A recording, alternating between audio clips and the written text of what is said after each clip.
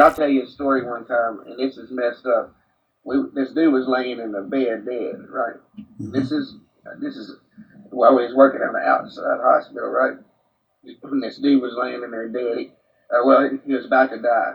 Okay, he was an inmate, and there was two of us out there, and two of us was coming on to relieve him. You know what I mean? And basically, outside duty, you just stay out there, and they're shackled to their one leg and one arm. You know what I mean? And you sit out the hospital all night, watch TV, just chill mode all night. You gotta be up there around all that craziness at the facility. It's pretty good hospital duties and shit, you know what I mean? You use your phone, you know what I mean? Sneak and use your phone and shit, play on YouTube, whatever. So, long story short, this dude was dying, and he could still hear what you were saying, right? And the chaplain come in there, right? And is talking to the dude, but he can't talk, and he just looking. But these dudes, one of them was really cool with me, but there's the other redneck dude was there, and one of them was one of my homies. But anyway, they started making fun of the dude while he was dying, man. That's how the prison to make you do sentences, you know what I mean? And they was like, man, you better make it right with God, because I don't know if you touch the kid, kill the motherfucker, but you better make it right with God, because you have to die in about a mark, you know what I mean? Holy. And I said, what? The chaplain was going along with this? No, they was saying it in front of the chaplain, bro. The CEOs were saying it in front of the chaplain. And I looked at him and you know what I mean? I said, man, that's fucked up. I said, he can hear y'all. He said, he better make it right with God. They both laughed and stuff. I said, if I ever come to prison, and my ass is laying in that bed about to die, I'm gonna stab one of you motherfuckers in the neck. You know what I mean? You say some stuff like that about me, you know? It's crazy, man. The stuff you see, man. I mean, this is what the public doesn't know. That's why it's good when we bring on a former officer, or even we can bring on one that's working to just tell the truth, man. This isn't where we're like, oh, you shouldn't, prisoners should be eating steak and lobster. And no, man, but it's just human decency, bro. And people are like, oh, well, you go to prison, this is what happens. No, you shouldn't treat people like shit, man. We're not in a third world country. We're supposed to be a civilized country, and people do things like that. Imagine what that dude must have felt like while he was laying in his bed, knowing that he's about to die, and these dudes are playing games. I could see it in his eyes. I could see it in his eyes, and I could see the reaction that he made, that he knew what they were saying.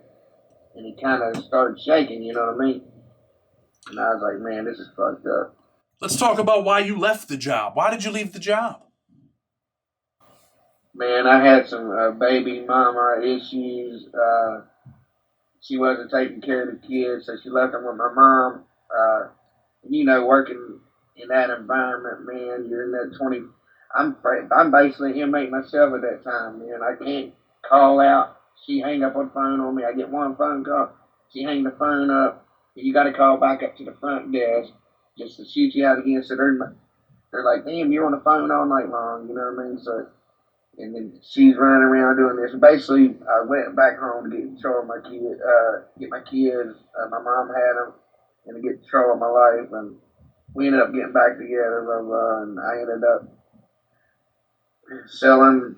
I took my last paycheck, man, and I ended up hustling off that paycheck. Because like I said, I used to little hustling back in the day. So I took my paycheck and I started hustling a little bit to get her off stuff. You know what I mean? To where she was, trying to help her. But anyways, I ended up getting on drugs too, and I made like $100,000, but I ended up doing all of the, wasting it down to 40,000, and then I, went from there. And I ended up getting in trouble myself, man. Let me ask you this. We'll get there in a second. While you were working at the prison, were you using drugs at all, off and on, a little bit? Was it just starting? No, man. See, I'd cold turkey off of OxyContin. I did it from 2004 to 2008, and that's when they had the Oxy 80s back then. I don't know if you ever heard of them. Yeah. But from 2004 to 2008, I did Oxys. And after that, I quit cold turkey, man. It about killed me, you know what I'm saying? It was the hardest thing I ever went through. It's the hardest thing I ever went through. I'm sorry. You're And fine. Go ahead. after that, I didn't touch it from like I said, 2008, 2013. And then I come home and I started having problems with my gallbladder. And I told you I had surgery, and someone gave me a Percocet, man. And it was just like took off like a rocket again, man. You know, I was on it after that. Did you I end up had getting? money because, like I said, I was hustling. I had $100,000. So I had my girl back with me. We was living good. Had cars. You know, motorcycles. I was doing it all, man. That job was a fast thing to me, you know. Did you miss that job after you left? I missed it. Yes, after I met until I missed it, and sometimes I still miss it, but I could never do that type of job again, man. I don't respect what COs do because they treat you inhumane. I don't respect. Uh, if somebody ain't never been there, they'll never know what it's like to lay in that jail cell, man. I want to. You never know till you experience it yourself. I want to talk to you about that experience, right? Former prison guard, you're out selling dope, you get caught. How much time do you end up getting? Well, I got in trouble for first degree robbery, malicious assault, breaking, entering without breaking, and larceny, which was like 14 to life I was facing. So who'd you rob? Brought me to. I didn't rob the guy. Well, I'm not. I'm not gonna go into that. But anyways, I pled to unlawful assault, but it was a guy that this prostitute told me it was a little lick, you know what I mean? And I shouldn't have did it, man, but I was dope sick. You know, the term dope sick. Didn't have I wasted all my money. Was looking for a quick come up, and 8 o'clock in the morning, the door was open. The dude had his door open. I went in there and pretty much did what I did, and got the money. Well, you know how it is, man. And That's a hell of a way to yeah, do it, huh? You go from law enforcement to using drugs to robbing people. bro, that drug was the drugs is so bad, man. I almost, and this comes from I didn't start trouble to get trouble until I was like 35 years old. But I went to college and everything, man. But one time I went and was going to rob a pharmacy, man. It was in my head, dude. Just rob a pharmacy and then just sit down and do as much as I could do till the cops got there. And my girl looked at me and was like, man, are you fucking retarded? Are you retarded? You're going to get 70 years, man. I'm like, oh, yeah. What was it like for you now? You end up getting sentenced. How much time were you sentenced to? They offered me a plea. The first plea they offered me was a plea to first degree robbery. Well, me knowing I worked at a prison, I know you don't want to take no robbery. Robbery, you might as well kill a person. I ain't stupid, you know what I mean? So I said, hell no. They come back with a robbery and then second degree, then all the way down, man. So I kept prolonging them out till they come back with unlawful assault because it was his word against my word. You know what I mean? He was a drug dealer. You know, he was an older guy, but he wasn't a dealer. Or I don't know. He wasn't nobody in society that people was like, oh my god, you know what I mean? So they feel like they killed two birds with one stone. You're out there committing robberies. He's selling drugs. But how much time did they give you in prison? I ended up doing a 1 to 5 unlawful assault. 1 to 5 for the unlawful assault. You're going to prison. Are you a little bit nervous? Like, damn, I used to be a prison cop. I'm going to prison now. What was going through your mind? Well, I went to the man. I didn't before prison wasn't. I wasn't worried about prison time. I had to make it out of the jungle, man. The regional jail. The regional jail, bro, is the jungle, man. I was in, man, if you look up Southern Regional Jail, man, they had 5 killings here in the last year, man. And back, they got the federal peoples coming in on Southern Regional Jail right now. Big lawsuits, man. Not feeding them, no water. They killed him in a misdemeanor pardon. They killed a dude. He had a DUI. He went in there for 1 day. They killed him. So you're in the regional jail, right? I mean, do the other cops know that you're a former cop? No, I didn't tell nobody. So nobody. I was up at Mount Olive. It was big boy time up there. Were you ever worried about? Were you ever worried the other prisoners might find out why you were in the regional jail? Well, I went in there and They put me in the worst part of the damn place. It's B1 and B8. They was the worst parts. They had a leader of the Crips was in there. They called him OG, and he beat a dude to death. I was in there for it, beat the guy to death. And he was from San Diego, California. And I was in there with him. My cousin was in there. It's the only reason I went to that pod. And all the people from Summers County, they knew what type of, where I'm from, that went in the jail, they knew what type of person I was. So they knew, yeah, Gore used to be a CO, but he also used to, be out there hustling and shit way before he was a CO. So they never told nobody that I was a CO, you know what I mean? My closest friends in there, and nobody knew. Well, then one time a dude come in there, I was in there during, before I got bonded out, I had a $60,000 bond, and he recognized me. He's from Mount Olive, right? He did a life sentence. He had a first-degree robbery charge. He did 10 to 40 years. His name was Cowboy. And I seen him. I'm like, fuck, he's going to know me, you know what I mean? Because I talked to him before. But I was strung out, man. I was small. And he come up, he looked at me as soon as he came in there, and he stared at me for about 10 minutes. And he was drinking at the water fountain. And I'm like, fuck, man. He's going to tell these motherfuckers I'm going to get my ass beat or something, you know what I mean? I ain't going to make it out of this motherfucker. And sure enough, bro, he come up to me, he's like, I know you from somewhere.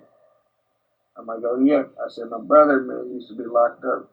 You might be thinking about him. He looks just like me. He said, was he at Mount Olive? I said, he was at Stevenson, Mount Olive, worked him a couple. He was like, he said he must just look just like you, right? Well, later on, he was down there talking a couple weeks later. He was talking about Mount Olive. He was talking about this dude. There's an infamous booty bandit up there at Mount Olive and called him Mohawk. And he was telling the young dude stories about Mohawk and shit. I played like I was dumb, like I didn't know nothing about Mount Olive. And I just sit there and listen to the stories, you know what I mean? But nah, he never said nothing, man. He never really figured it out. Nah, man, it would have been bad news. I ended up getting jumped by those four Crips in there, man. What'd the Crips jump you for? Man, my cellie was from Maryland. I don't know if he was DMI or whatever, but he never said what gang he was from, but he did 10 years, and he had that head cracked like Lil Wayne. He was black and like Islamic, some type of Islamic. Anyways, he didn't look black. He looked like long hair, but he had braided and stuff. He was in there in like 10 days. He was getting ready to get shipped to Dagon, Maryland. Well, I met him. He was cool as hell, bro. You know what I mean? And he was being silly with me and this other old black dude, my buddy Marley Murray. Anyway, so they jumped me because he ended up stealing this Mexican's phone time, right? And so they went in there and beat his ass. He had moved from my cell like the day before that. They went in there and beat his ass, right? For stealing phone time. Well, Chow was like 30 minutes after that. So he was pacing and walking back and forth. And he was like, he come by me one time, but I was trying to stay away from him because I didn't want to get involved in it. You know, it ain't none of my business. He's leaving. I got to live here. You know what I mean? Mm-hmm. So he come by and said, watch this. You know what I mean? So I'm not even looking at him. So they called Chow. So we're stepping up to get trays. Now these dudes just jumped a guy. Man, they should have had to been ready. You know what I mean? Like he kind of weaved through me and like ducked and come around and hit this dude so hard, bro, broke his jaw. Wow, man, his jaw was out to here, dude. Right? So he he runs out behind the COs, went out the door. He like checks out. Well, the Crips grabbed the CO, man, and hold him, throw him down, and run out the door after him. So now the emergency people's they're hitting the buttons, and he's fighting like five of them, and they can't hit him. And he's bobbing and weaving and giving them the business, right? And he's whooping them, and they're going down the gates are sliding, so the CA's got there, and then they can't get to him. So my cousin had a knife in his cell, you know what I mean? So I'm telling my cousin, bro, they're acting weird, man. They're gonna do something. I can tell they're not fucking with me no more, you know what I mean? He's like, oh man, it's cool, because he thought he was cool wearing tattoos with him and all that shit. So the day before, I didn't know it, but I found out later on that he gives them the knife the day before that.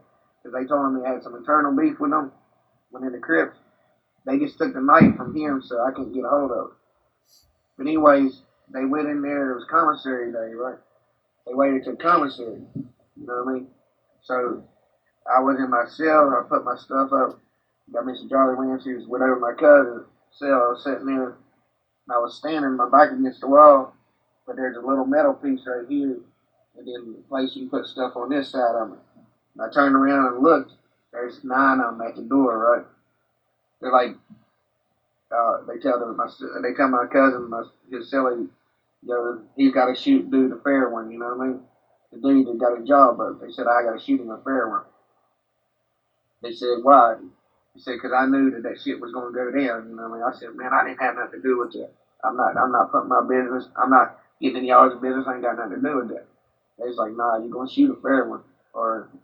So I'm sitting there thinking, well, hell, me and my cousin and his roommate, we can fight 3 on motherfucker. You know, that'll be cool. Man, they leave me in the cell, bro. Now 4 dudes. Your cousin left you in the cell to get the fair one? Yeah, didn't even stand there and keep him from jumping me, bro. Jesus. All right, so I go, as soon as they shut the door, they put a. You guys still hang out? Paper on You guys still hang out together, you and your cousin? He's still locked up, man. He's been locked up. He's 22 now. He was 17. All right, so he got a 6 to 60 some years. But anyways, he slaps. They slap a piece of wet paper on.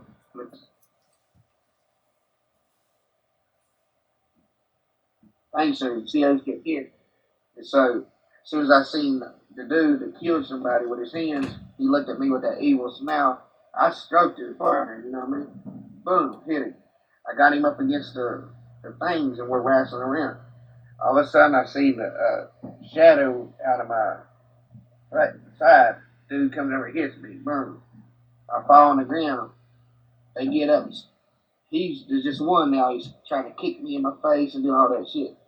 Okay, so luckily the tombstone, you know what I'm saying? It was blocking his kicks. Man, they tried to kick me in my face for like 10, well, it seemed like 10 minutes. It was probably about 2 minutes. So I said, man, I'm going to get killed in this motherfucker if I don't get up out of here. So I got up and the sucker punched me again, one of the main dudes. I fell. I jumped back up and they hit me again. Sucker punched me in my temple. I fell and I get up and I was about to fall out. And they left me in it. And they left out of the cell. So I started walking laps. They said, one of the dudes did it, said, come up to me and said, man, just chill out, man. Just chill out. You took your ass whooping, just let it go, just chill out. So I spun some laps, right? So my cousin, man, didn't come up to say nothing to me for like 2 hours. So now I'm still feeling the type of way about it. And so the next day, but that night he came up and said, you alright? I said, yeah, man. But I'm still feeling some type of way about it not helping. So the next day, the white boys, all his buddies, come up to me and said, look, your cousin did some fucked up shit. He said he was supposed to stay in there for you. We're going to beat his ass. And we're taking his shoes and all that shit. Don't get involved, you know what I mean? So I'm like, man, I can't allow y'all to do that. They said, nah, you going to sit there and watch. Then they got the blacks, Crips, they made sure I wouldn't go in there. You know what I mean? They went in there, they beat the shit out of him, took his shoes and everything. Unbelievable. Beat him up. That's crazy. Let me ask you this. Have you talked to him since the incident? Yeah, we actually stayed in the pod after that, you know what I mean? Yeah. Let's talk. Snuck some, You've been through some shit, man. Let's talk about this though. What are you doing now with your life, man? Well, man, like I said, uh, I told you about earlier where I'm going to the doctor, and I'm working on trying to get hurt my back and stuff. Slipped and fell and hurt my back, but I'm working on getting my disability right now. Uh, but at the moment, I've been going to that place I told you about it every morning Yeah. and trying to rehab myself. I'm only like 90% better from the surgeries I had on my side, just feeling normal. But I did parole from, I got out in February 19, so I just got parole in 20, yeah, February 20, and then, like I said, I've been trying to get my body back together and working on my disability, and I'm going to get help for drug abuse, treatment for the drug abuse, because I ended up getting out of prison and slipping up again. Drug addiction's real, right? Yes, sir, man. And you've been on both sides of the fence. Right here, this really did. You've been on both sides yes, sir. Of the fence, as far as being in prison, being a prison guard. I mean, you've been on another part of the fence where you're drug addicted. What message would you give to youngsters right now in West Virginia? They're on the wrong path, man. Out there selling dope, thinking they're going to do their thing. You're kind of breaking up, but you say what message I'd give to... What message would you give to youngsters right now? Youngsters? Oh, man. I would tell them you don't want to be there, man. Whatever you got to do, get you a trade. I would recommend don't go to college. I wasted time in college. I'd recommend you get you a trade, like going to be a lineman, like, working electric work, get your electric license, your air conditioning license, railroad or something like that. Don't waste your time in college. That's not the way to go these days. You want to go ahead and start, making the money and getting you a trade. That's what I would do, and don't get yourself caught up in drugs. Say no. That Nancy Reagan, what was that? They said just say no. Just say no. And man, if anybody tries to influence you to do drugs, man, don't buy into that and stay out of jail in prison. You don't want to be there. Trust me. I was lucky that I got out of there without being exposed. Somebody could have killed me, man. I didn't ever go to PC. I can say that. I never went to that. But I walked. But I can't say it wouldn't have been different for me if somebody would have known who I was.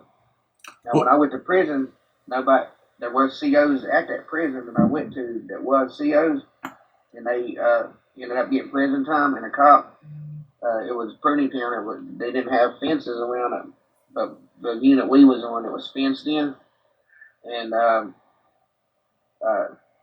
so I mean there was violent inmates there. I've seen people get stabbed there too. You know what I mean? But nobody knew I was a CO, but they knew these two guys was. You know what I mean? But like I said, I carry myself a different way than those guys did. You know what I mean? Like if I had to fight, I'd fight. You know what I mean? It wasn't nothing like that. Well, listen, brother, I appreciate you coming on the show. Sharing your story, sharing your experiences, man. I think people are going to weigh in. People will probably leave some comments. And you know what? I wish you all the best. I hope you conquer that addiction, and I hope you live your best life, man. And for now, we're going to close the show. I'm going to tell people, man, if you like what we're doing, man, you already know. Share the video, hit that like button. With respect, Blood on the Razor Wire TV. Until tomorrow, we're out.